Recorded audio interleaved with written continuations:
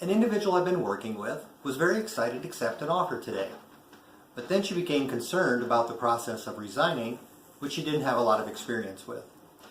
The key to the resignation process from your current employer is to be convicted in your decision. And it's okay to be excited about that decision.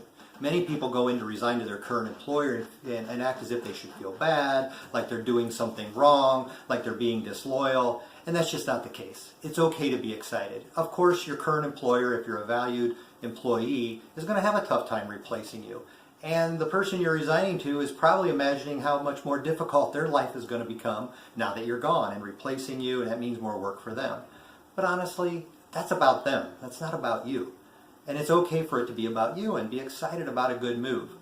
If you really want to stay with your current employer, there are far better ways than to resign formally and then consider counteroffers. And we all know the downside to counteroffers. And if you don't, we'll be doing another video on why counteroffers are a bad idea and that there are far better ways of finding out if your current employer can keep you and make you stay. And we'll cover that in another video, which is how to handle finding out if there are ways that your employer can keep you so that you don't have to go quit and go to another job.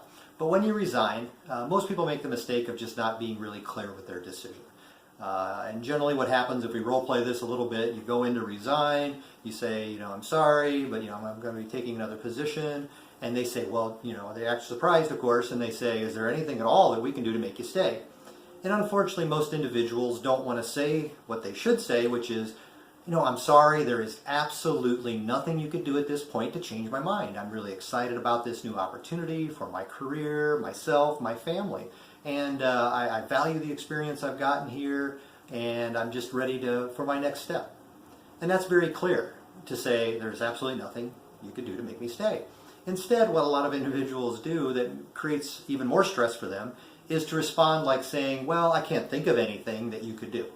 Well, when you say something like that, you've just left the door open, and your employer may try to think of a few things that you couldn't to try to convince you to stay. And that's when it gets awkward, and the emotions and stress can get higher because now you're telling them no 2 and 3 or 4 times as they come back and try different things to convince you to stay.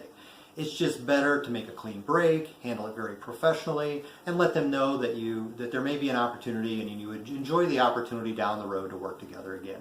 So the key with resigning is being very clear about your resignation. It's okay to be excited about that, but don't leave the door open for counteroffers.